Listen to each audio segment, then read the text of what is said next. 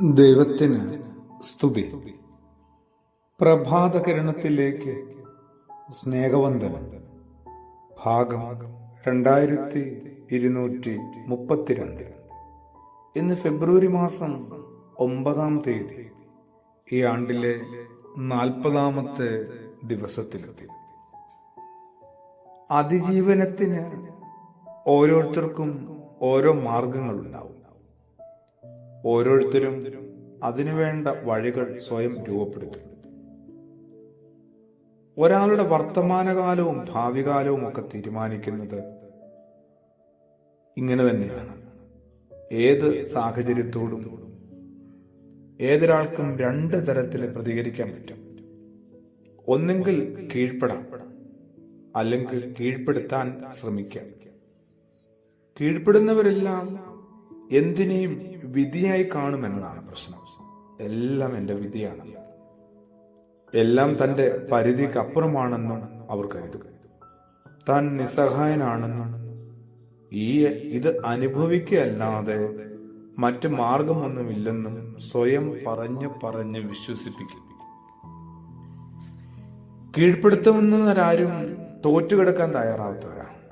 അവസാനം വരെയും അവരിങ്ങനെ പ്രതീക്ഷയോടുകൂടി പൊരുത്തിക്കൊണ്ടേയിരിക്കും, നിലനിൽക്കാനായിട്ട് പരിശ്രമിച്ചുകൊണ്ടേയിരിക്കും.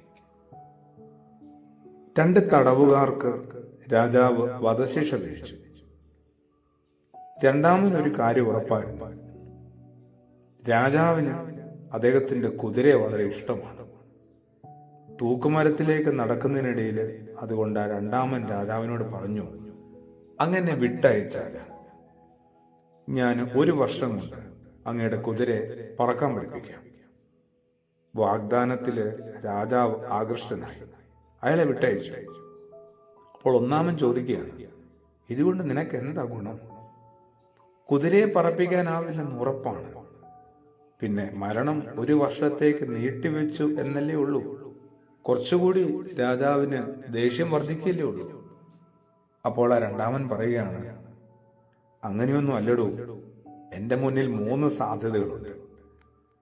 1 വർഷത്തിനുള്ളിൽ രാജാവ് ചിലപ്പോ നാട് നീങ്ങിയേക്കാം, രാജാവ് മരിച്ചു പോയേക്കാം, അല്ലെങ്കിൽ ആ കുതിര ചത്തേക്കാം. അതുമല്ലെങ്കിൽ 1 വർഷത്തിനുള്ളിൽ ആ കുതിര ഇനി പറക്കാൻ പഠിച്ചാലോ. ജീവിതത്തിന്റെ സ്തംഭനാവസ്ഥയും നിശ്ചലാവസ്ഥയും ഒക്കെ മറികടക്കാനായിട്ട് നമ്മൾ കുറെ കൂടി പ്രതീക്ഷയോടുകൂടി നിരന്തരം പ്രയത്നിക്കണം, പോരാടണം. എല്ലാം വിധിയാണ്, നിസ്സഹായനാണ് ഞാൻ, അനുഭവിക്കുകയല്ലാതെ മറ്റു മാർഗമില്ല എന്ന് പറഞ്ഞ് സ്വയം വിശ്വസിപ്പിക്കാനല്ല ശ്രമിക്കേണ്ടത്.